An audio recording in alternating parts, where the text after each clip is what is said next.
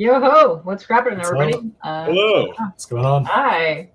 I know. We're here for another episode of Kicking It with Kpop, and I'm here with Lucas and Gabe. Woo! What's up? What's up? How's it going? Hi. Not bad. Nice to meet you guys. I saw you guys kind of on a couple other platforms hustling your campaign here. Yeah, we're big hustling. Good to meet you. Thanks for having us on. Sometimes you gotta come into the massive hustle. It's just all day non-stop hustle, that's for sure. That's what it is. Yeah, so we're gonna wait really hot little second. We can just chat for a little bit more for people to pop on in here, so that's fine with me. For sure. But yeah, so before we do that, we can say hey to a couple people in chat. I know there's not that many right now, but they'll be popping in here because we just started. Hello, chat. Listen, all the way from 2:41 p.m. we have GT Key Comics. Listen, I love that you're always like 4 days saying hi in front of the schedule, which is amazing. Nice. We got Michael in the house. What's happening? I like every time you drop by in here, you say something in a different language, which is amazing. That's great. Oh wait, here, let me do this. But yeah, I can't wait to get into talking about both of you because that's why we're here, man. Oh shoot. Listen, in my frazzle of trying to get backstage, I forgot to click and open up a thingy, so we'll be doing that. So while I'm doing that, guess what? I'm going to pick one of you at random, and it'll be introduction time. So let's see. Eeny, meeny, miny, and boom, there you are. Hi. Hello. Am I just like saying my name? My name's Gabe. I'm the writer portion of the original Gangster. Okay. Our first graphic novel, an entirely rhyming graphic novel about the St. Valentine's Day Massacre in Chicago. Oh my. I work with children in my spare time, and when I'm not, doing that, I am working on this book. So, Very cool. Is this the first book that you've ever put on Kickstarter? Yes. Are you done one? Oh, yeah. Huge undertaking. Yeah, we're seeing that now. So,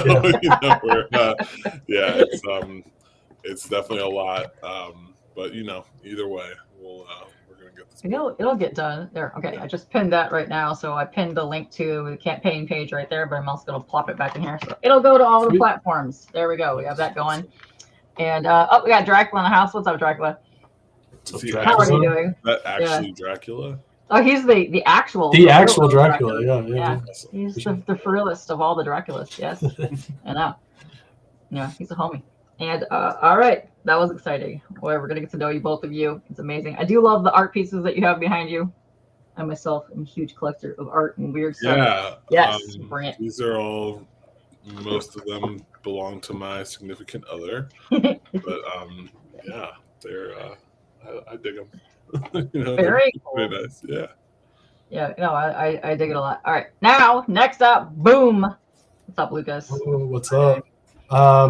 Yeah, I'm Lucas. I'm the artist. I've been making comics forever. That's what I've always wanted to do. And the original Gangster let me go crazy on a bunch of the cartoonier, more ridiculous stuff that I love to do.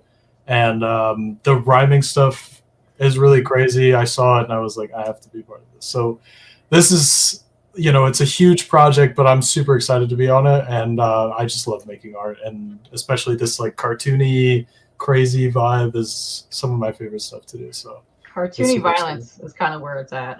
Oh, yeah. It's the best. It's one of the best. Because it's stupid and you get away with a lot of dumb stuff in there, which I really was a fan of the Looney Tunes growing up. Come on. Yep. This is definitely a Looney Tunes, Dr. Seuss type of cartoony ridiculous for adults. It's awesome. That's awesome. Yes, because if you guys are just joining us, we're going to go over your book in a minute for the original Gangster, which is quite interesting. And I really love your art style for this. I think it really fits this kind of genre of storytelling, which is really interesting. But you don't really see too many rhymy. Right? Yeah, I thought it was a really cool idea. I was like, why hasn't anybody done this? And the way Gabe pulls it off is actually crazy. It's insane. I mean, you can talk more about the writing process for it, but I was super impressed with it. Yeah, the writing is. I've always really enjoyed writing rhymes. I feel like people's minds when they think of like writing rhyming stories. It's like they just go to the easiest rhyme. And like I'm not ashamed to say I use a rhyming dictionary, but it's like I usually have 2 or 3 of the 4 rhymes figured out, and then I rearrange the lines, count the syllables, do a bunch to like make it make sense. And it's like the goal is to make it seem effortless. Like I want it to seem like these people really talk like that, and it's not. I'm not just rhyming cat with bat like I try, and it's like a lot of the more interesting parts of the rhyming aren't like that last rhyming word. It's like the alliteration or the repetition leading into it, or like slant rhymes and in rhymes and stuff that are there that make it, seem a little more natural than it would otherwise. Some of it, it's like when you try to pitch somebody like a fully rhyming graphic novel, it sounds crazy, but this is like a complex story that just happens to rhyme. That's the goal. Oh, that's cool. I like that. I have a very hard-hitting question for you, or a challenge, if you will. Sure. What would you rhyme with hot dog? I don't know. Like if you do like hot dog, you would, like, yeah, rot. I don't know. Off the top of my head, it's hard. It's like something like that would be like a 2-word thing though. There's not like I don't know.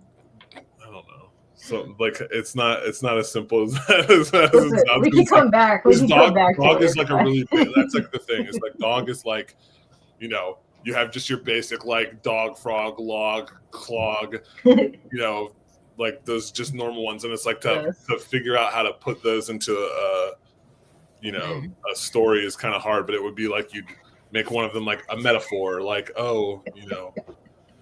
like I don't know, that's how they talk. Is like a lot of the lines are like a metaphor or an example, like saying something without saying it.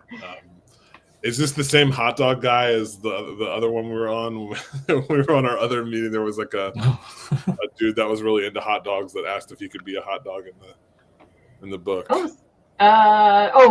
If you were this is not the same guy. I don't think even Shelby liked hot dogs. Very good question. Sheldon Martin has a question.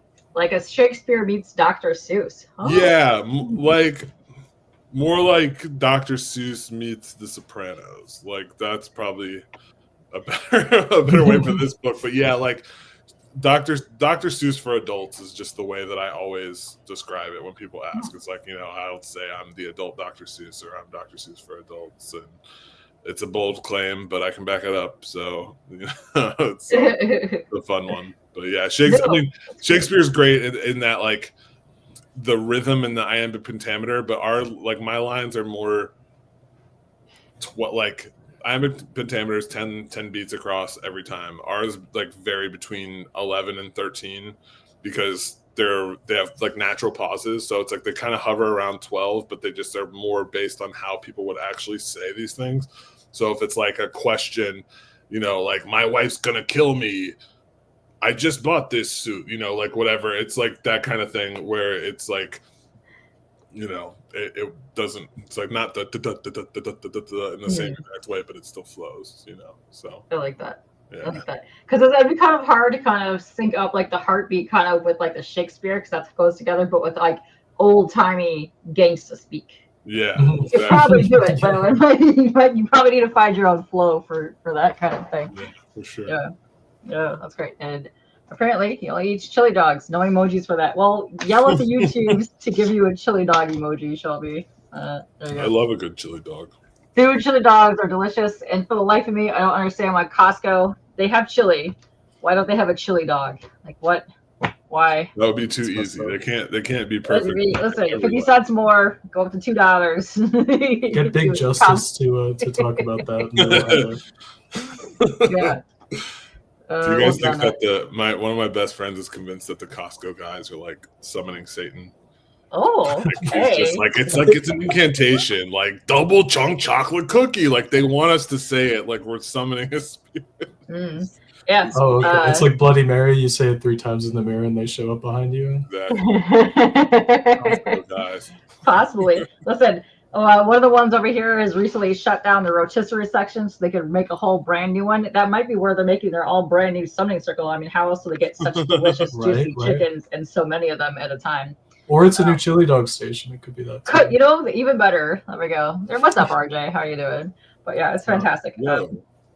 Yeah, so I'm actually going to go to your campaign page and we can go through this whole entire thing because that's what I love to do here. So we're going to go here and let me refresh this just in case. Boop, boop, boop, boop, boop. Okay, so you were at $3,795 of your $15,000 goal. Yep.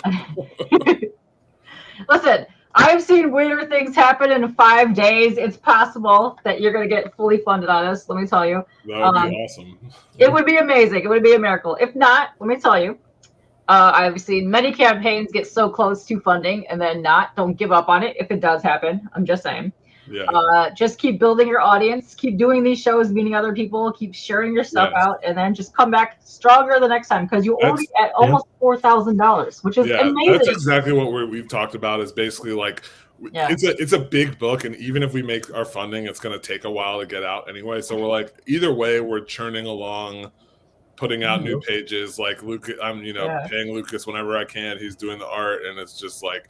So it might be this, it might make sense to do it this time next year. And it's just like, oh, now we have 100 completed pages instead of 20. And we have a lot more of the story to show and a lot more people are keeping up with us. So, it's that kind of thing. Yes. And I've not played your trailer yet. So maybe in the meantime, you can get some sick rapper to come and rhyme and rap and recreate vision for this. And then, you can make that your trailer.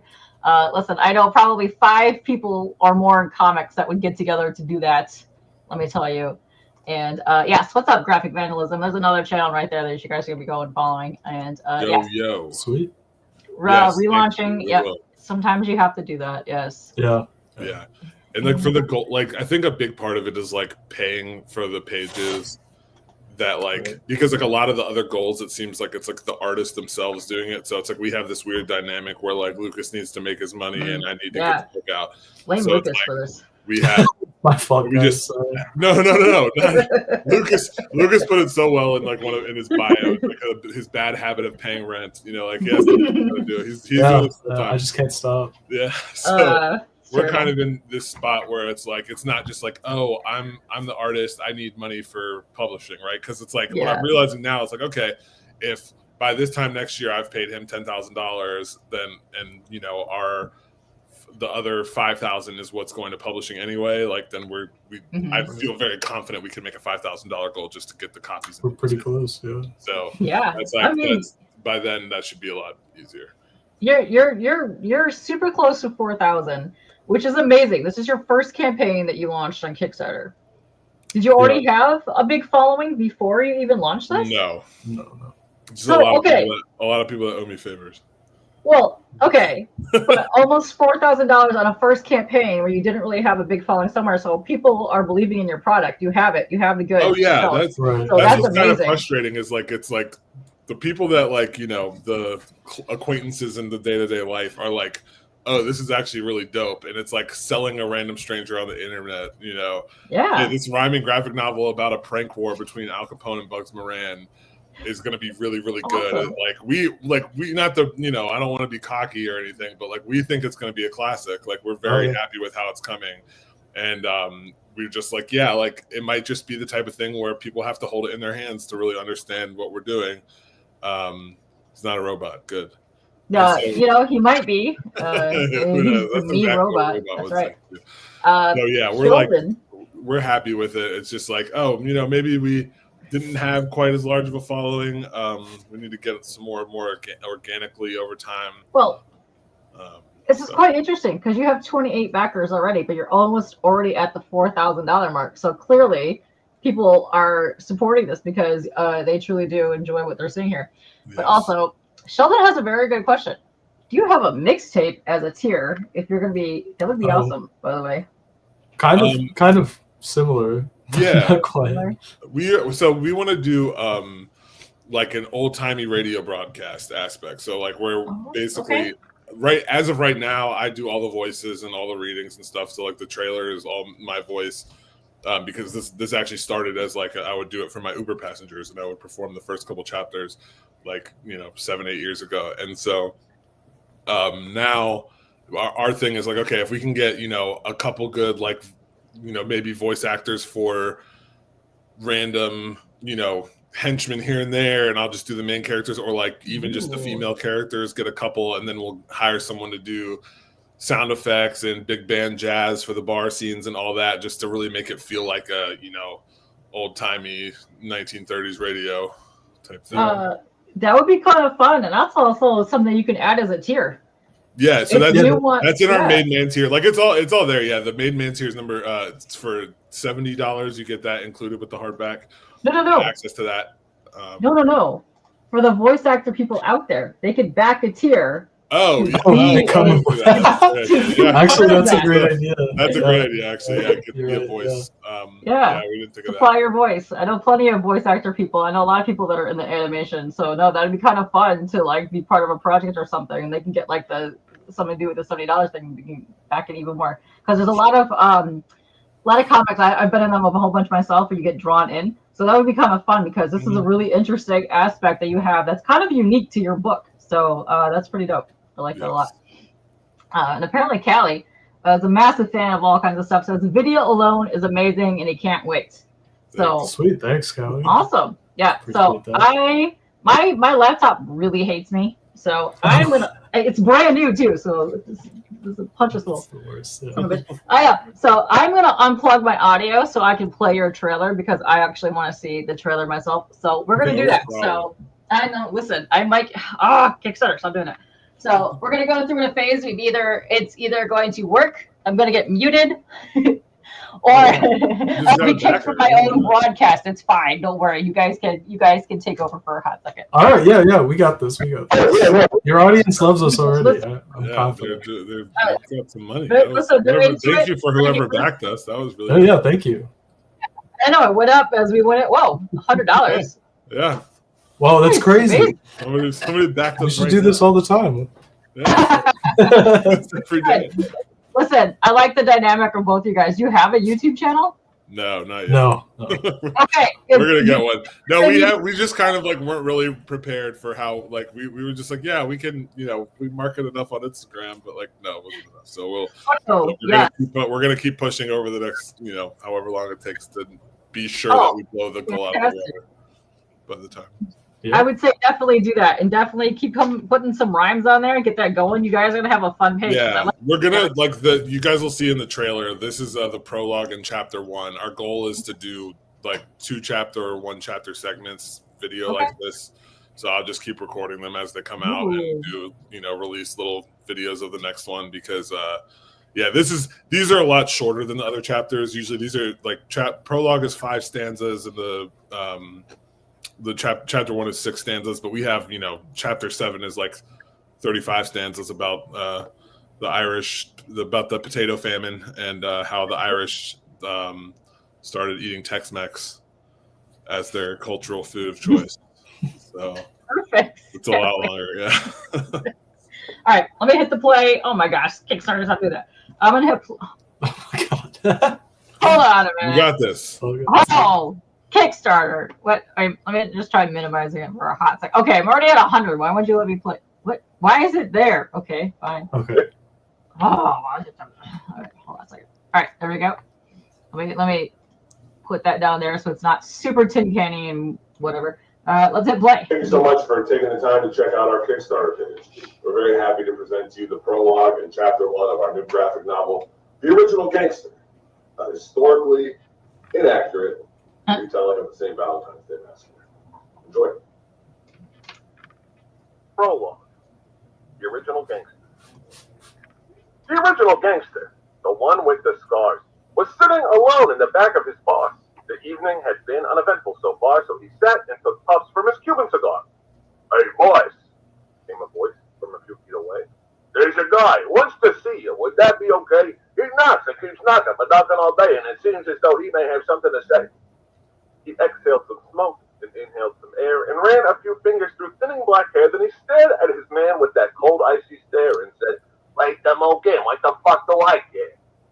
The story that follows may sound quite absurd, but forget what you know, what you thought, or you heard. The story I tell is of a huge massacre, and Valentine's Day was the day it occurred. Now, when I say massacre, please understand I refer to a prank war that got out of hand between Al Capone and that goon, Bugs Moran.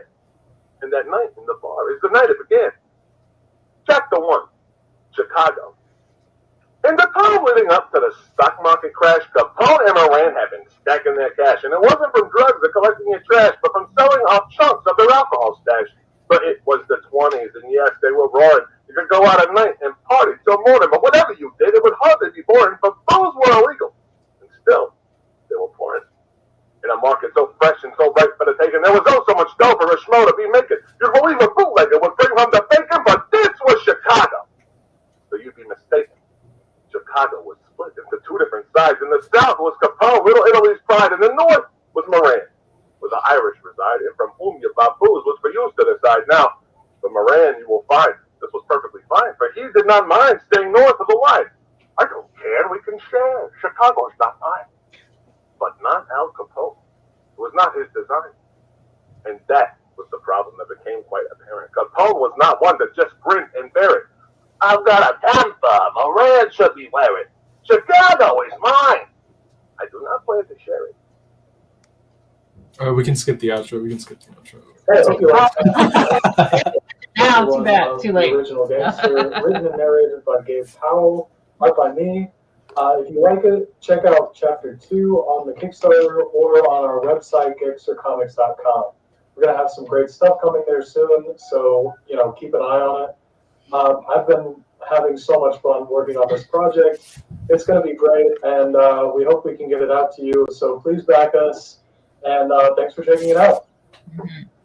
Man, that guy should get a YouTube channel. That's crazy. He should get a YouTube channel. He should just get a YouTube channel alone, just building his dumb collection. Right? Oh, I wish. He's so sick. I could write them off. Listen, sometimes you got to do that. It's really hard. Yeah. I'm going to be muted for a hot second. Yeah, you're all good. Another backer. Thank you, guys. Yeah, thank you so much. I appreciate it. Look at you. You're almost done. You're so close to $4,000 right now. This is amazing. Okay, let's go. Also, I want to give a huge, here, let me refresh this because that way you'll show a sexy picture. There we go. Sexy picture time. What's really cool about that trailer, first of all, voice acting on point. It was amazing. Yeah, you really incorporated the old timiness with the shenanigans, and I liked it. But also, dude, the way that you incorporated a lot of the words into like the actual things that were going on there, that was fantastic. I love that. Yeah, that inhale one, that was awesome. It was really cool. It turned out super nice. So that's Gabe getting me to do a bunch of lettering and wording and the art style, and I think it turned out great. It was a great idea. Yeah, the goal is like, because some of it is like, I worry because like when I read it, it flows perfectly. Like I know how every syllable's, and like sometimes it's like the emphasis is on the second word in a line, sometimes it's on the third, whatever. And I worry that if people sometimes like don't understand, like if they've never read it before, that they're not going to read it right, and they're going to think, oh, this doesn't flow, these syllables aren't right or whatever, and they are. It's just like you have to really, pay attention or know how to do it. So some of them are going to be like, yeah, like I kind of want to teach people how to read it as they're reading it, if that makes sense. Like I want people to know where some of it is. But that was like the idea of like combining the storybook aspect, and it's going to probably become a little more challenging as we go on because like I said, these first two chapters, they're like way more storybooky, setting the stage, not really character motivated yet, just kind of like getting the background, and then it becomes very like dialogue, conversational, here's who's involved, here's what they're thinking and why they're thinking it type of thing very, very quickly. So we'll probably do that as much as we can with the crazy art words, but not as much. Hey, yo, American Demon. Yeah, what's up, Austin? How are you doing? And also, shout out to Callie for backing. Thank you very much for doing that. Oh, sweet. Thank you so much. Yeah, thank you. Appreciate that. And apparently, Callie says there's a 25% tariff on that handshake, by the way, TM, because TM is Canadian. I know, it's hilarious. We got a lot of Canadians in chat, which is funny, which I think is really cool, too, when you're on these, because you get, I have everywhere from, like, U.S. all the way to Japan coming and hanging in here, which is cool. Oh, that's awesome. Yeah, sweet. Yeah. Todd McFarlane will take care of that for you. Don't worry. Yeah. Okay. Easy. Yeah. Apparently, got a lot of people that really liked the trailer. And Kelly is saying the captions melded into the panel scenes are so. Yes, I thought that was awesome. Thanks. Yeah. Very cool. Okay, so this is we're just kind of talking about some stuff, but we're getting more people joining us. So TM actually has a question for you guys. Sure. This can actually go for both of you. What inspired you to pursue writing and or art or creating a comic? All right, Lucas, you go first. Here, wait. Let me do the faces so we can watch you guys squirm, and then we'll get back to your campaign page. There you go. So for me, it has to go back to like when I was a little kid. My dad basically taught me to read using like Asterix books, Asterix and Obelix, and like Lucky Luke. And then eventually I picked up manga and I was like obsessed with that for a while. And I started drawing, all the characters that I saw, and I just immediately was like, oh, I have to start doing this. Like, I've kind of wanted to do it my whole life. It's really all I ever pursued. And in high school, I wasn't paying attention because I was doing comics. And yeah, then I just kept going and kept making my own comics and ended up putting stuff out, and people liked it. And then I got better and better, and kind of turned it into my career. It's what I've always wanted to do. So yeah, there's never been really another option for me. It's just kind of always been the thing. That's awesome. I like that. Yeah, I also started in the comics and the manga and drawing whatever you saw in a book, which I think is right. a lot of people. Yeah. Teenagers, I see that so much. It's like they'll just get their parents in the facility will send them a manga book, and it's like they're just like, oh, okay, get really into, And my friends wanted me to draw DBZ, but I just wanted to draw Naruto. in the 90s when it was Sailor Moon and DBZ, that's what most people knew, and people were starting getting. That's all we did during lunchtime. Is I could draw spot on any character from DBZ. Really? Okay. Just the head shape alone, because just eyebrows and the head. Yeah.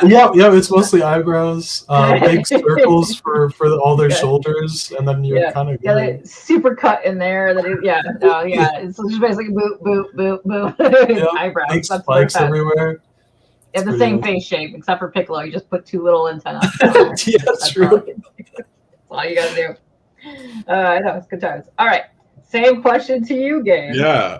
So as far as the writing goes, I've always enjoyed it, but like the big memory, and I put this on the website, but the big memory for me was in 7th grade. I had to write a limerick for school, and I wrote a limerick and turned it in, and the teacher did not like me and was like, you didn't write that, you got it online, and like basically said it was too good to have come from me. And so that was like really, that just kind of lit a fire under my ass, 20 years ago. And I was like, okay, fuck you. And that's right. And then as far as this story goes, I was in Phoenix working as an Uber driver and trying to start a dating app. And my partner at the time was not, he had a lot of shortcomings, but he was a very good hype man. So he was always like, you're the GOAT. You can do whatever you want, man. Like, you don't have to listen to these, little shitty people, whatever. So, not really empathetic often. Yeah. Very much like good in my ear kind of guy. And we had hit shortcoming after shortcoming for this app. And he was like, you haven't written anything in a long time. You need to write something. Like that'll take your mind off and make you feel better. So I started carrying a notebook around. And one night after a ride, I popped into a pizza shop for dinner and like went offline. And when I went in there was a picture of Al Capone on the wall that just said the original gangster. So I wrote the original gangster, the one with the scars. Okay. Was sitting alone in the back of his bar. All right. And then I just like ran out to the car, grabbed the notebook. I wrote the prologue in the room, like in the diner, whatever restaurant. And then I wrote chapter 1 like the next day or within the next 24 hours. And then kind of just fucked with it for a couple months. Wrote chapters 2, 3, 4, part of 5, and then little bits and pieces. And then I wrote the ending. I've always had the ending. And then I just didn't touch it for a really long time. And I've had other pursuits. And then I've had some other things where it's like too many cooks in the kitchen. And I just was like, of all my ideas and stories and things I want to do with my life, I was like, which one requires the least number of other people? So I was like, this one is just me and an artist. No extra cooks in the kitchen. Like eventually there'll be a publishing company, but that's it. And then the rest is history. So went on Reddit, found Lukas, and haven't looked back. Oh, awesome. Did you get a lot of people hitting you up on Reddit for that? I mean, he probably has more experience with that, but when I made the post, I got a lot of responses. I got a lot of portfolios, and it was down to him and another guy, but just the way he talked, Lukas made more sense. His sentences were more coherent, and he understood the vision very well. There was not a lot of explaining, and there's only been, it's like a very, he's probably heard me say it too many times, but I'm very happy to keep saying it, is that there's, for a project like this, the fact that there have been so little edits and so little, it's been certain things where it's during pencils, it's oh, maybe we can change this, whatever, but there hasn't been anything that's been oh shit, this is just wrong. When I sketch out a really, really crude drawing, send it to him, he turns it into something really nice, and then it's this is were you thinking something like this? And it's never been oh no, that you didn't get it at all. It's just I don't know, we really both kind of understand the vision for this book, so it's gone very well. You hit him hard with your juicy rhymes, and he was like, yeah. I gotta be part of this. And I like what Sheldon's saying here. Gabe, you should rhyme all of your answers from all the rhymes during this stream. It's harder than you think. I'm not on the spot rhyming. I'm not a freestyler. Yeah. I'm what? Okay, my girlfriend says I am, because I sing a lot. I write songs too, so I sing a lot of random songs and stuff. But when I'm really in the writing zone, I'll be pacing around the apartment at midnight shirtless with a pen in my mouth and the notebook, counting the beats out, and some of these take a really long time. Some of the stanzas, to get the point across and have it flow. It's the rhymes aren't the hard part. It's the syllables and then getting the message across. And sometimes it's it works perfectly with one too many syllables or one too few syllables, and that's the funnest challenge of all, is how do I rearrange this sentence, because this is exactly the sentence I want, but it's just I can't get the count right. And so that starts playing with a bunch of commas and questions, and changing the how formal it is, or sometimes just changing the entire message of the whole stanza to switch the two, switch 1 and 3 or 2 and 4 or whatever, to have the order of things a little different. It's just that's the funnest part. But I'm not just rhyming off the top. I'm not Sir Eminem. I'm just Mr. Seuss. I haven't gotten my doctorate yet. I'm still. By the end of this book, you will have. Yes, you'll be. Dr. Oh, for Gabe, sure. I mean, I've written a lot of rhymes. It's just not. It takes a while. Oh, that's awesome. I like that. And I'll come back to this question to TM for you in a minute, because he wanted to know. You can cue this up in your brain for a second. You want to know what your favorite manga or favorite anime is. Oh, I don't have to cue that up. It's One Piece. Oh, but anyway. It's One Piece. All right. Okay. Always. Easy. Nice. Are you a fan of the live action show that's been happening? I just think live action anime shouldn't be done, but it was better than most of them. What's going on with this? I have a love-hate, but also kind of love for the live actions that happen. But I mean, I like that they're doing, and there's some really good ones. I think my favorite one that I've seen of all time, though, Azumi 1 and 2, the live action movies. I didn't watch those that are one, super good. Okay, you gotta watch them. I'll try Ninjas. Yeah, good times. I saw what I didn't watch it, but I saw what they did to Cowboy Bebop, and I was like, Jesus. Cowboy Bebop had so much potential. It was just people in space with a dog. People in space with a dog. Yeah. No, it was really rough, and ever since then I've been very hesitant. But the One Piece one was better than I was expecting. I'll give it that. I hear it's good. I have not watched it yet. I'm kind of letting a bunch of shows pile up so I can just binge a whole bunch of things. But yeah, fair. Yeah. Oh, dude, yeah. There was some. Okay, Bleach isn't bad. Bleach wasn't bad. I was burned by Bleach. I don't know. Oh yeah. Listen, it far surpasses the Death Note, whatever that was that Netflix did. Okay. We can all agree on that. Let me tell you, we can all agree on that. But no, that was a good time. But yeah, you like the live action one? Listen. Really? Yeah. I didn't know there was anyone. You guys I are just didn't like know. lost for words. You're like, yeah. No, I really didn't know there was anyone.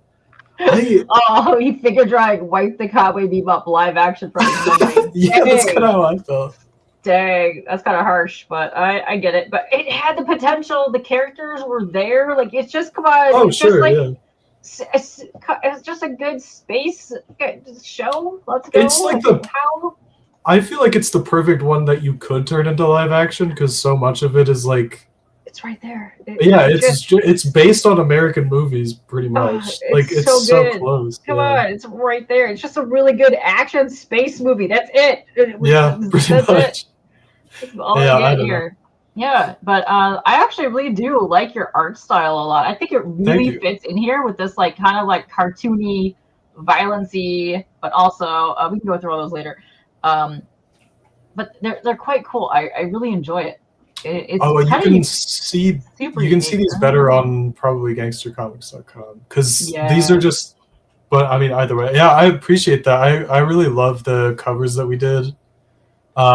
That one's actually about to come out really soon for St. Patty's Day. Perfect. The first one, the red one, there was the Valentine's Day one. We had a little, pre-order, but you can still get it if you get the highest 2 tiers. Just saying. Like the chocolate mustache, nice. We did some alt covers because it's Valentine's Day and then St. Patty's Day and then the Capone is my personal favorite. Caponezilla. Yeah. There's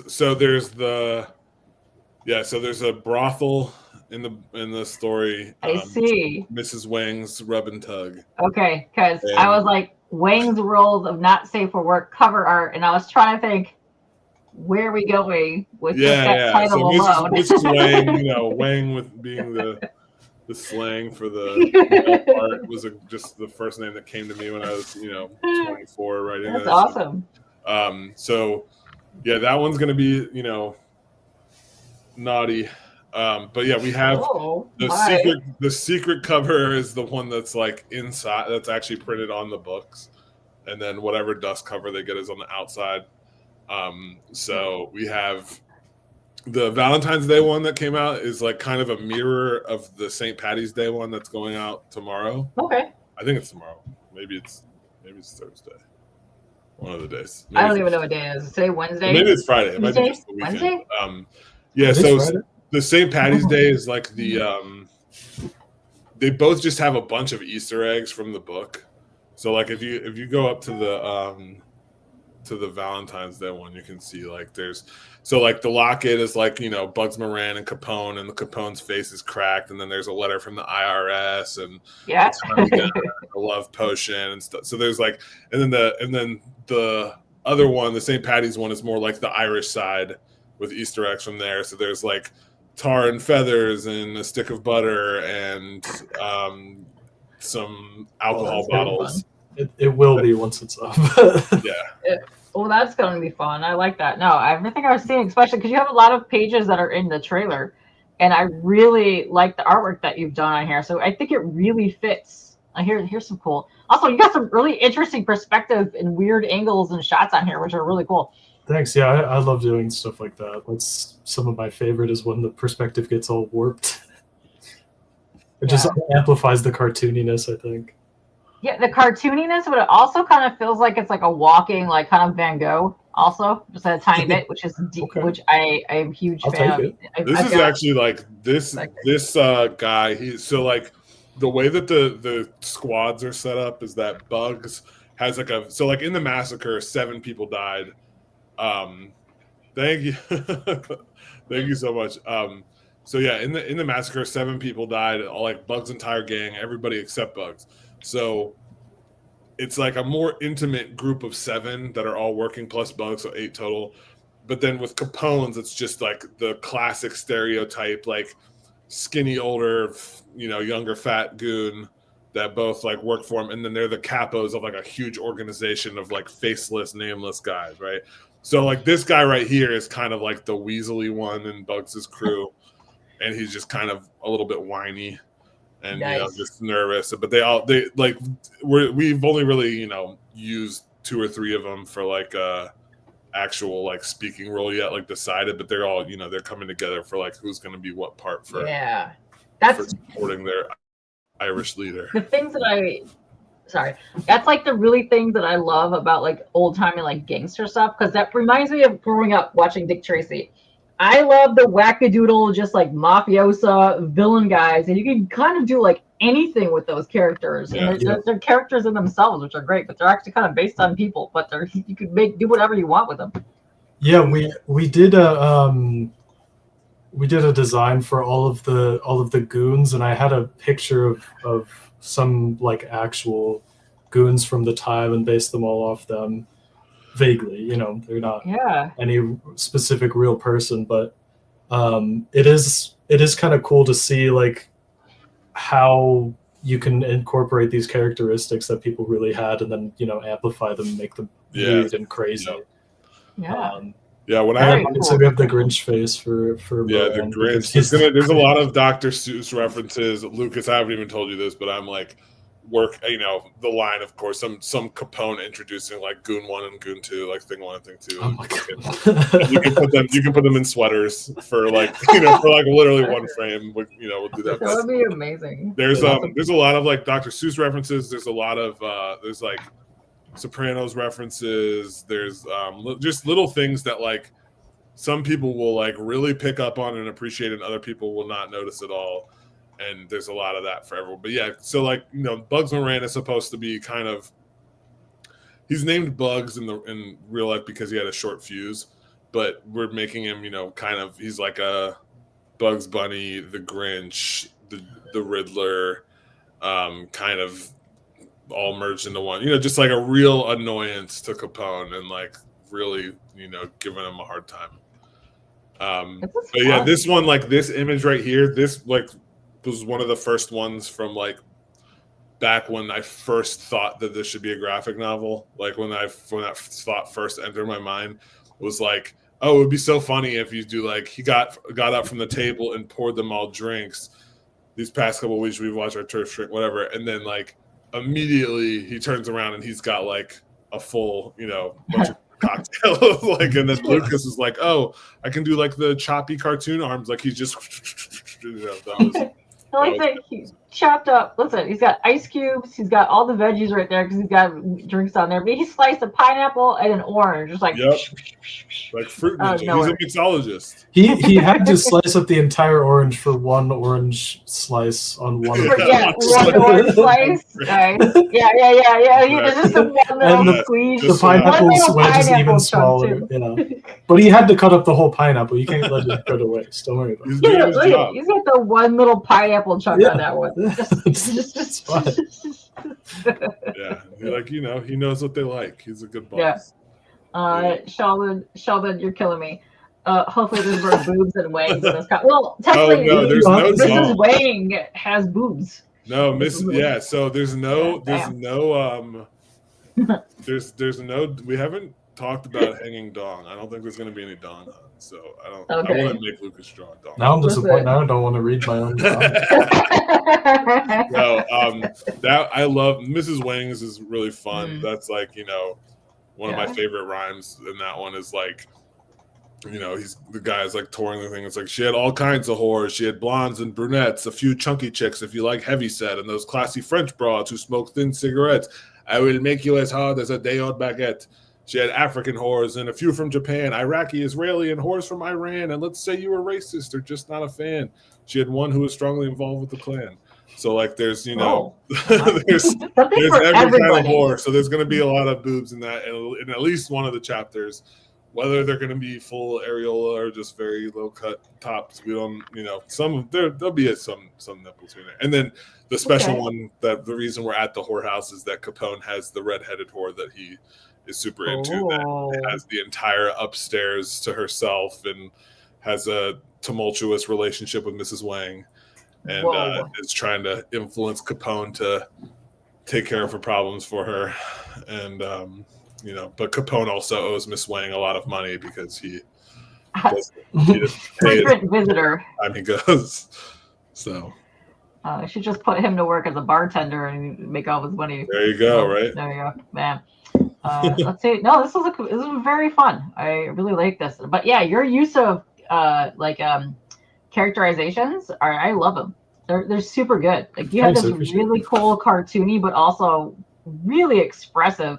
Yes. I love this. How he's doing this, I don't know, but I think it's phenomenal. He defies physics. It's Yes. That was. Well, it's so funny because it's like he really nailed it, and I didn't like know how to just say like, you know, I don't know enough about comics to like simply say what I was trying, but I was like, you know, like Capone, he needs to be like capable of being really embarrassed, and like his happiness needs to be like a Disney character floating in to smell pie, and his sadness needs to be like like Eeyore, and you know, like he needs to be like all their emotions have to be really expressive, and that was how I viewed it. And like I tried somebody from Fiverr just to throw $80 or $100 or whatever at a page to see what it was like, just to, you know, just what can I get for this? And it was like the amount of edits, the lack of understanding, so many things, and it was like way too serious, and like they would just look like real. And I was like, they gotta look like caricatures, you know. Yeah. So, some person. Yeah. So what's up, person? How are you guys doing? And Matrix mixologist, Matrix cocktail mixologist. That's right. You do all the things. Bullet time cocktail making. Yeah. That's right. No, this is very cool. But let's go over your tiers too, because I want to get into some of these real quick. For sure. Let's see. Now, if you just want to pledge without getting any rewards, you can go ahead and do that, starting at $1 right there. Then you have available award here. So if you just want the digital copy and internet immortality, dang, your name and social media handle or any choosing alias on your internet's immortal donor wall of fame. Wow. $20. That's pretty cool. Actually, the PDF version. I saw that somewhere, but I'm just gonna open this real quick because that looks cool. I like the fonts and all this. And you have a really good fonts. I like the fonts. Thanks. I made a bunch of fonts for this book too. That was a really fun. Yes, these are all original fonts. Hello, Michael. Hey, Michael. Some person. Guess what? You're not really wrong. Capone starts singing "Birds Perch on His Hand." The woodland animals gather around him. That's not a bad idea, but we would have to make it like a dark, like it'd have to be like street rats. It's cigars, it's booze, it's some bullets. There's only one scene where Capone is in the woods, and it's because he's burying bodies. So. That scene is corpses. No. Okay, perfect. Because the woodland animals can gather in the background, but they're all like the weird raccoons, like the weird, like the stinky skunks and the possums, and they're just kind of back there going like this, and like, you know, as they're watching him bury him, he's like, "Yeah, you're my friend." No, yeah. Capone is it's interesting. Like it's like Capone's like the protagonist in that like we're seeing everything from his point of view, but he's like a tragic figure in this. He doesn't come out on top the way that he did in real life. Like, so it's like, you know, that's kind of the interesting thing is that like, yeah, like while I want to like, you know, glorify some aspects of it, it's like we're kind of shitting on Al Capone in a lot of ways. I mean, Bug Moran's getting a way better deal here for sure. Some person. Okay, I have a very interesting question. Where are you getting the eels from? Snakes, eels, and a three-legged dirty cat. Shrieking eels. Yeah. Because in the middle of Chicago, the forest eels. That's right. They're gonna. Mm-hmm. I'm gonna take his word for it. Maybe a wino or two. You know, that actually is a good idea. Like, because we're as far as the story goes, like. Where it's at right now, you know, we're looking at about approximately 20 to 25 chapters when it's done. I have 10 fully written and the other one sketched out, but it's like I'm always looking for new detail ideas. So it's like it might be good in a situation where Capone has an idea. It could be better if, you know, a wino. And in this situation, it's like a product of Capone's misdeeds is standing in front of him, giving him the idea. You know, well, this is what happens when you have, you know, unchecked booze coming into the city. You get alcoholics everywhere. So that's definitely an option. That's cool. There's room for a wino. If I put one in there, I'll definitely remember you. So I saw over here it says it's going to be about 100 pages for this volume here. No, it's going to be 250. 250. 250. All right. Yeah, so where did I see this is a big 100 pages. 100 pages paid for. Okay. Oh, okay. Yeah, so yeah. 250. So this is a yeah. honking Oh, yeah, it's gonna be hunk of huge. reading Oh no, material. it's like we're and like it might be more. Honestly, it might be more. If Lucas is down, I'm down because it might be that it's the type of thing where it's like, this is I want this to be a really good. Well, I want people to like walk into Barnes and Noble and be like, hey, I want to read a graphic novel I've never read before, and I want the guy there to be like, have you read the original Gangster? Oh my god, here, this is what you need. That's like the goal. I want it to be like a one-off. Like, it's in everyone's collection. It's fun. You break it out once a year and read it in a couple hours type of thing. Because it's not going to take that long to read through. okay. So, Well, and hopefully you can educate everybody on the sing-songy rhyminess that has to happen for this. Which would also be fun, too, because you could go back to, like, those 1980s children's books that had the little key thingies on the side. You know what I mean? And then you can press it and then give a little sing-songy person for each character. I love there those. you go. Try me, press the little button. Yeah. Give a little tasty poop. I do have a plan of doing like a foreword at the beginning of the book that's just kind of like, hey, like number one tip, this book is best read in your most stereotypical gangster accent. Number two, like if you think it's supposed to rhyme, it's supposed to rhyme. Yeah. Like, because there's like a lot of in rhymes too. So it's like, if you see the word, way or just in that, what was it? You think I don't know there's a problem at hand, that I do not know we're outgunned and not man, because I do know and I do understand. So it's like, if there's repetition, it's like those are the ones that are supposed to be hit, different things like that. So that's fun. I like that. A lot of those that are cool. Inspiring people to read it correctly. Yeah, no, that gives your project, because it's more than just kind of a book. It takes it into like that old timey, but also like the radio type thing, but also into kind of musical as well. But that's something just cool and added that you're just giving a little bit extra flair in here. But also, so $20 for a $250 like honkin' PDF or whatever it is. Plus, you can't beat internet immortality. Yeah. For $20. That's a lot. You have to take what you can get. Wow. You also did really good job on these little title things here for your tiers. They were fun. Yeah. And also $50 for the 250-page hardcover. Yep. Dang, you're also going to get Gangster Comics vinyl stickers and your name, social media handle, all that stuff. Also immortality as well, printed in every copy.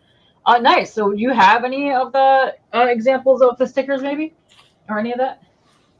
We're going to use, I have them. Very Let me see. Oh yeah, if you have them, that'd be great. So we have our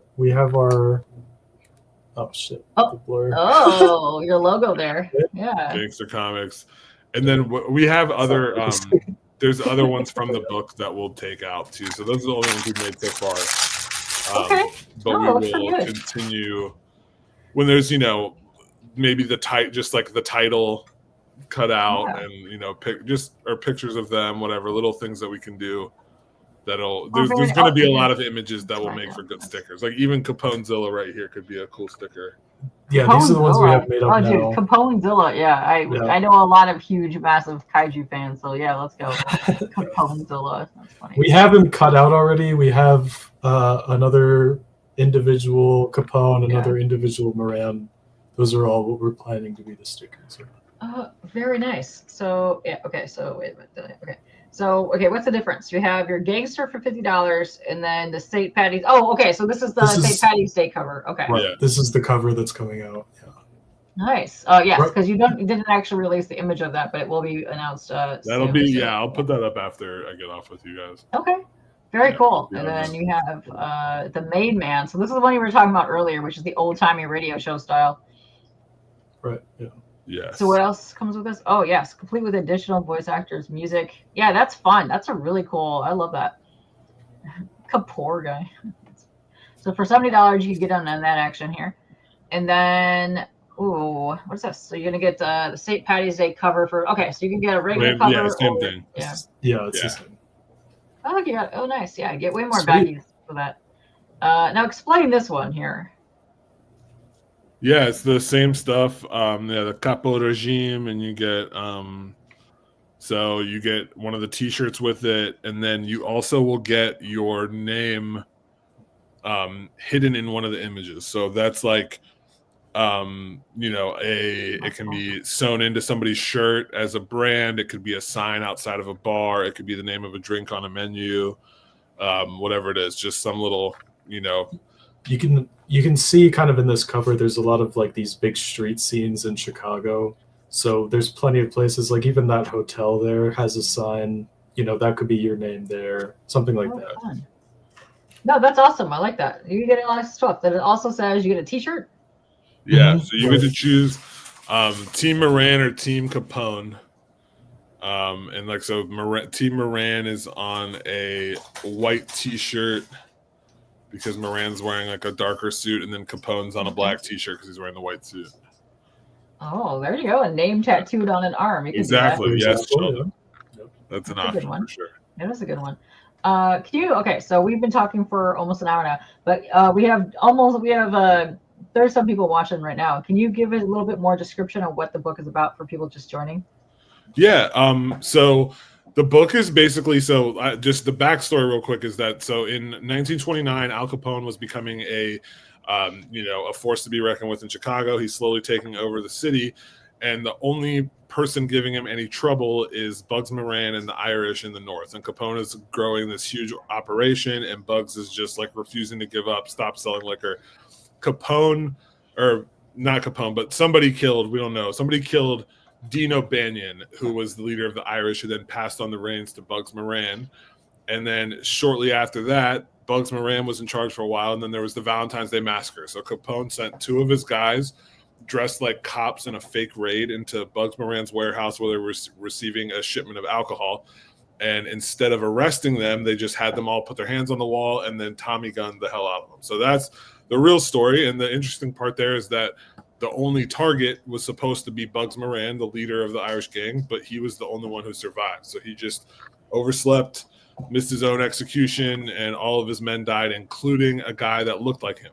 So that's the real story. So this story is a historically inaccurate retelling of the St. Valentine's Day Massacre, and it is reframed as a prank war between Al Capone and Bugs Moran, and it starts off innocent, and this chapter right here is Bugs coming up with the plan. His men are complaining, that they can't keep fighting fire with fire. Basically, Capone's grip on Chicago is getting too tight.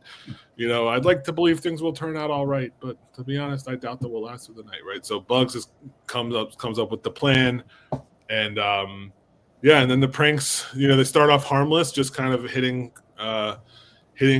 Bugs or Capone's pride. They smear the first prank is one I did to a kid in college, where I took a stick of butter and rubbed it on the floor outside of his dorm room, and then I went into his room and told him that a kid that he hated was getting arrested for marijuana in the lobby.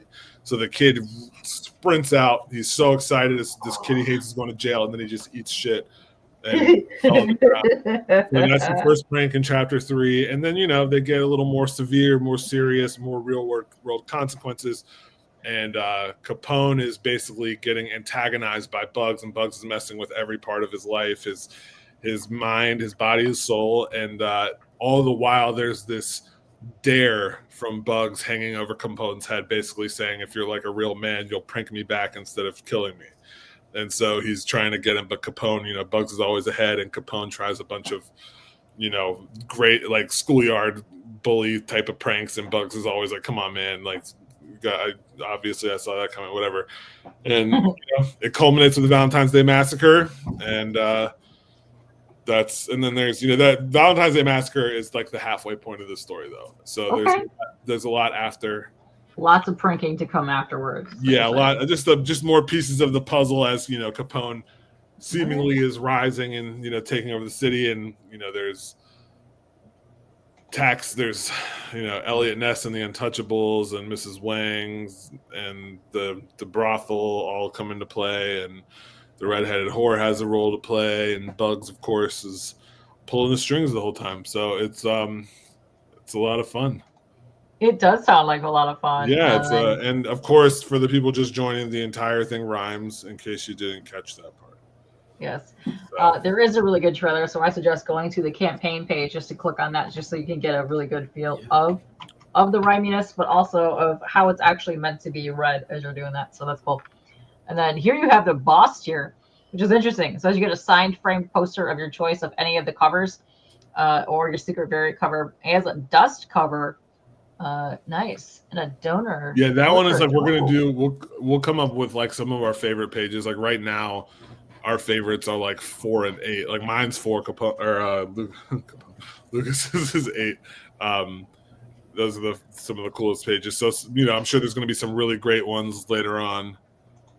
That's a lot of fun. And those will be the ones that we choose to print out, and we'll sign those, and have them sent out to people, and then they can choose whatever cover they want.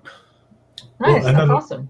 And then also everybody who backs gets the physical tiers gets their names in there, and then this is the one with the donor portrait, which is to me a really fun thing. You can choose like a little outfit that you want to have, like a newsboy cap or a fedora or whatever. And we'll draw you into the back there. Yearbook style, and you can have a quote in there too. Yeah. So quote with it. Nice, I like that. So for $200, plus you get all the lower tier everything else as well. is just cumulative. Yes. Wow, that's really cool. And then the Godfather for $500, you're gonna get all lower tiers. Explain this a little bit more. What's going on with this? Yeah, so that one's gonna have all the lower tiers, and then people will get full choice of whatever cover they want, and that includes the secret variant cover being the dust cover if they want both, which is would be kind of cool because there's not going to be a lot of those in existence, so that'll be cool. And then you get to be a character. So we have a lot of different options for characters. That could be one of the things we're talking about now was having all of Elliot Ness's Untouchables be the same guy. They all just look exactly the same, which would be cool. But if it's the type of thing where we have enough people that want to be an untouchable or whatever, they could be that. They could be, if you're a woman, you could be a bar patron, or you could be in the whorehouse, or you could be a flapper at Capone's big New Year's Eve party that he has in the book. So there's a lot of options, and then you also will receive a dual picture frame with one of their art pieces signed, and then next to it will be the notebook paper that I wrote that stanza on. So everything I have every page still in a binder. So once I carry a notebook around, once I finish with that chapter, I rip it out and put it in the binder and then keep going. So you'll have those two lined up so you can see all my scribble cross-outs and circles and underlines and stuff. Cool. Still the final product. Yeah, I dig all that kind of stuff. I love that behind the scenes kind of stuff. And you are limited on these. You have 17 out of 20 left of those. You had 3 people claim those already. That's awesome. Yes. Yeah. Very cool. Then All Gone. Looks like you had some limited edition. That's a Valentine's Day one, I'm going to assume. Yeah. Valentine's Day one is Valentine's Day ones. Yeah. That one went real quick. That was just the opening weekend. All right, that's cool. You have some stuff on there. I like that you have limited stuff, but I'm also going to click on your rewards too, just see what other kind of add-ons that you have on here. Oh, if you just want to add the internet immortality on there, you can also do that. That's cool. And then you get some bonus stories in here. So there's a couple bonus stories if you want to add those. Right. Yeah.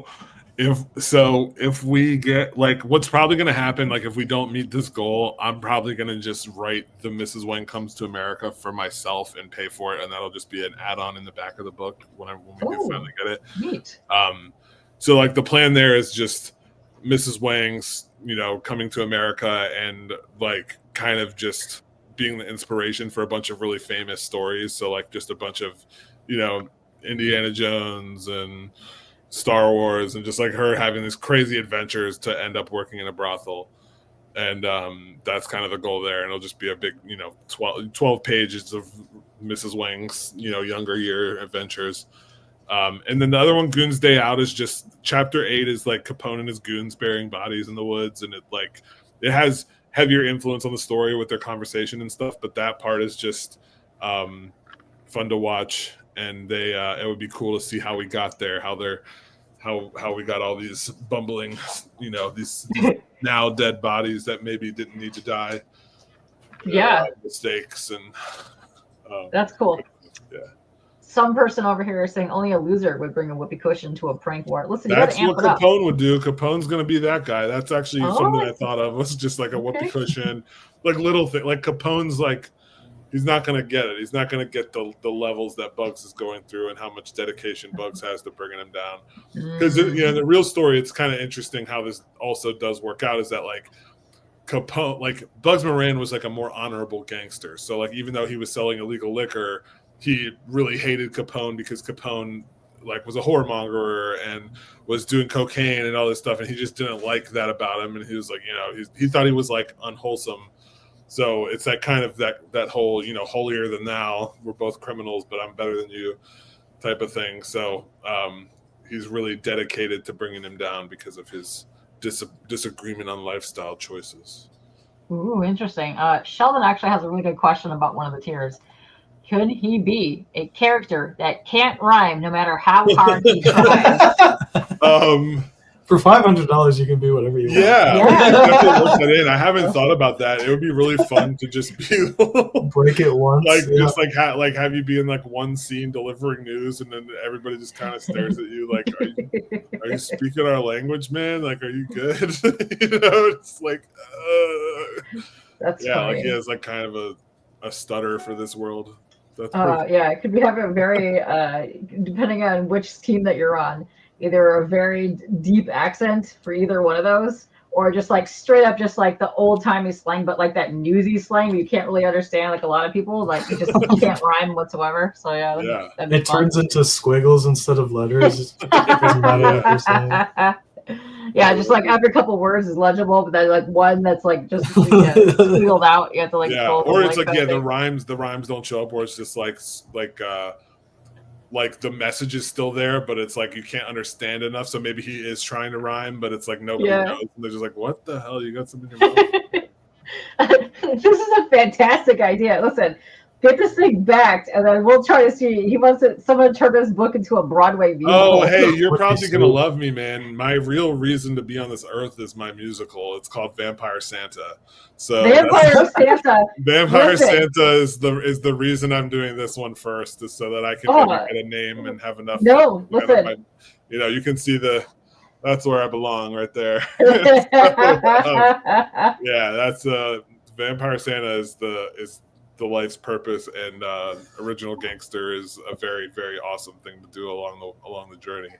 Oh, I don't think you understand. Callie already backed this, and he does nothing but back Santa covers for comics that have Santa hats on the cover. Well, if you want to shoot, if you want to hit me up on Instagram at Gangster Comics, I would love to tell you all about Vampire Santa. My gosh. Talking about it. Here, let me drop that link down in the chat so people can go ahead and do that. But we also actually had the actual Dracula in chat as well. So actual Dracula's back?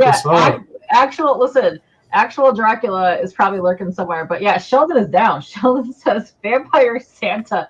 Hell yeah. Yeah. Listen, you kind of need that. I'm very intrigued. I can give you like the quick, I can give you the quick synopsis real quick. So like this one was like 2014. I remember very specifically. It was like 2014. I was just like, oh, what if Santa Claus was a vampire? And it makes sense. Like, oh, he only comes out at night. He needs permission from the kids to enter the home because via the letters. And he lives in a place where there's no sunlight. So that was like something that like just kind of, and then in like 2017, 2018, I had the first line of the first song come into my head. And I was literally like, this was going to be a novel or something. And I was like, damn it. Like, because it was like, oh, now it has to be a musical. And it was just like, oh, cool, great, now whatever. So basically, Santa is a vampire. He does what he does because when he first became a vampire, he massacred an orphanage of children, and now he feels guilty like he owes the children of the world.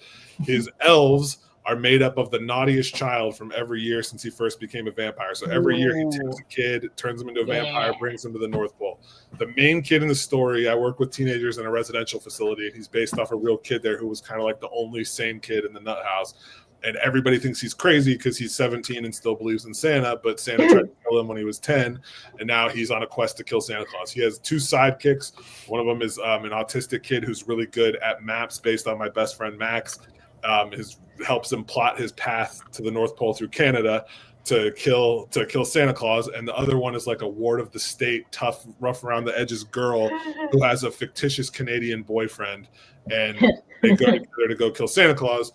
Meanwhile, on the North Pole, the elves are getting upset because they've never had human blood, and Santa won't let them have human blood, and they're getting restless, and so they're like starting a little rebellion, and Santa's second in command is trying to, calm them down, but Santa's being a dick and not really like giving them anything to work with. They escape. On their way to the North Pole, they meet a guy in the woods who's like, "Hey, I'll help you kill Santa Claus. Hey, did you also think maybe he's a vampire?" And they're like, "What?" So they have a whole song about how you kill a vampire. End of Act 1, they stake Santa Claus, and they're up on the North Pole, and Santa's not quite dying, but he's weakened, and the kid is like, "That's why you don't kill and kidnap kids." And Santa's like, "No, not kill, protect." And he's like, "It's amazing. Listen, and you already got people that want to back this. They're like, sound dope. You take my money. Listen, Canadians." So then, just real quick before the end, so then he's like, "Protect them from who?" And now the guy that helped them kill Santa Claus is holding Santa's list, and he's Krampus, and his horns grow back, and he calls all the kids to come on Christmas Eve blood rampage, and now a weakened Santa and the 3 kids have to help go, save Christmas basically in Act 2. So there's like 18. There's like 18 I'm in on this. Let me tell you, you probably got yourself some investors. That one's it's very thought out. There's a lot of music already. I love the music. I'm very happy with it. It's my favorite thing in the world. But this is a close second for sure. Yeah. That's it. Okay, this needs to get funded first. Yes, absolutely. Get this funded first. And it's like there's just so many things that'll open up. I'm like, okay, let me get the one that's like, needs I to happen. need a director for. Let's go. No, that needs to happen. I'm way invested in that story. Let's go. It's very fun. Yeah, holy moly! But that's I need that in my life. What the hell? Yeah, let's see. But yeah, you get the extra stories in here. Also, if you want to add those on here. But yeah, there's all kinds of cool, fun stuff on this campaign. The original Gangster, this awesome graphic novel that we're working on. Yes, but right. Either way, they're both gonna get done. It'll just, we're gonna do this one first. But it's perfect. Maybe I can get Lukas to do some set design. You're 5 days to go. You're clearly almost at your you're 40, whatever. I can't even do math right now. I'm so excited about Vampire Santa. You're almost at $4,000 of your $15,000 goal. You already have 30 backers. If you want to get this funded, it has to be funded by this Monday, March 17th at 11:59 p.m. Eastern time. So let's share the crap out of this. Let's go. This is a fun project. This is awesome. Thanks. This is very exciting. No, I very much. You're not wrong. We need more Christmas murder stories. Not wrong at all, Sicko.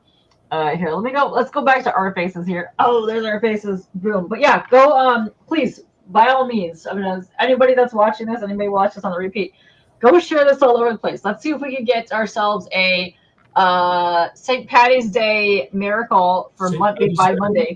Yeah, let's go. Let's get you funded. Let's see if we can. Listen, if that happens, that would be just spectacular because this is literally a 250 possibly plus page book here, which is that's awesome. Massive. Yeah, it'll be really cool. Maybe more book. Yeah, we've got the St. Patty's Day cover coming out too, so keep an eye out for that. That's going to be available this weekend until the end of the campaign. And if you did want the Valentine's Day one, that one you can still get for the top tier. Just saying. For sure. Cool. The Valentine's Day one is beautiful, and it's like we really. I wish we had kind of like, maybe had a bigger audience at first that could get it, and whatever. And I'm sure if we don't make the goal, then we'll find a way to get that into more people's hands too, because that one is like. Lukas put so much work into it. It's gorgeous. I love that. Got a lot of stuff on there. Yeah, I love all of it. Don't get me wrong, but that one's just like that one got a lot of hits from the people that that got to see it early. They really Yeah, loved well, Valentine's Day, it makes sense because it is a retelling Valentine's Day Massacre. of the Valentine's Day Massacre. I know. Let's go. Get yourself some Mafia hit action. It's also, if you're in the Chicago area, boom, it's in Chicago. Absolutely. Got all that stuff happening. But yeah, we have a bunch of those guys in there. But yeah, thank you very much for both of you for joining me. And Yes, thanks to thank everybody Thank you that so much for backed on having this. us. This was Yeah. Oh great. yeah, Did it's it. a lot of fun. Yeah, you guys come back. Listen, come back strong. Regroup in case it doesn't fun, but you'll get this thing funded because you're close. You got 5 days left, but you're close to $4,000. So Yeah. that's Got so much amazing time for left. first time. Yeah, no, that's Yeah. amazing.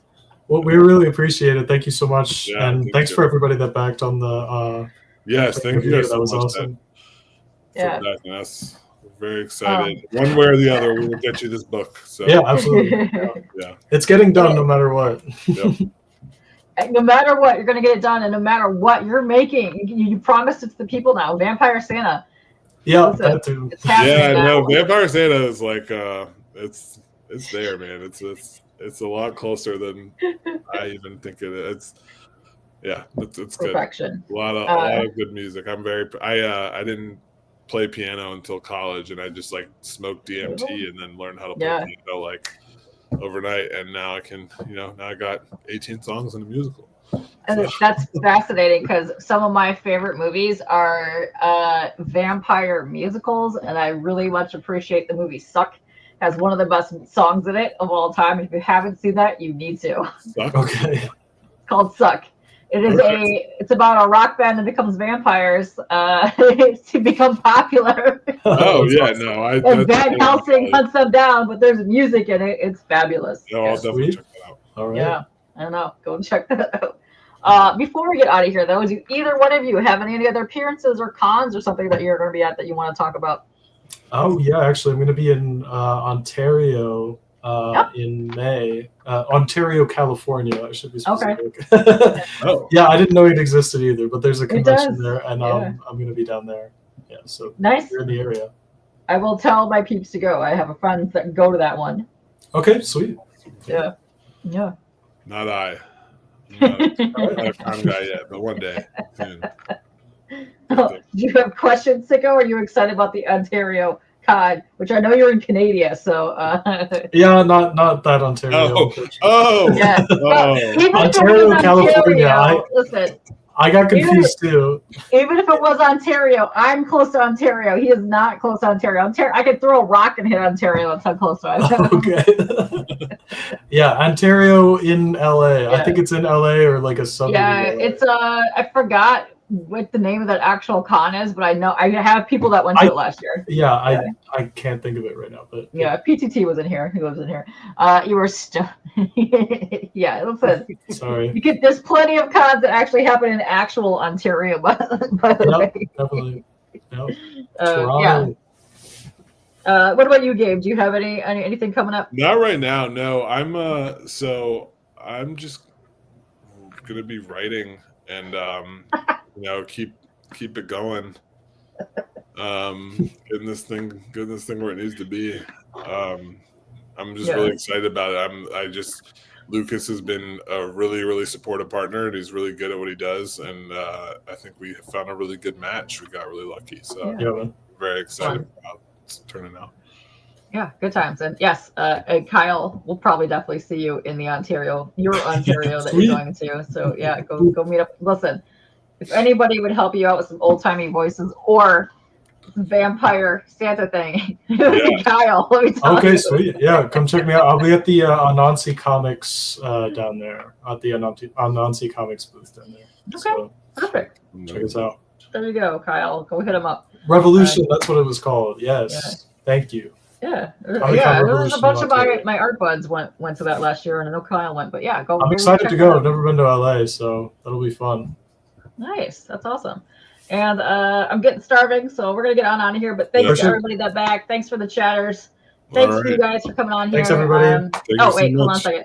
One question: how do you spell the booth that you're gonna be at? How do I spell what? The booth that you're gonna be at. What was it? One more time. Ansi as in ANANSI comics, like the spider god, the African spider god. Anansi Comics. Perfect. There you go. Kyle's also saying there's good food out there, so perfect. Go get I've yourself a heard. sandwich. I'm excited for Mexican food. I haven't had Oh, good Mexican food since I perfect. left New Orleans. So. Ooh, nice. Very cool. All right, let's get out of here. And I don't have an outro, so you know what that means. Spaz dance time. That's right.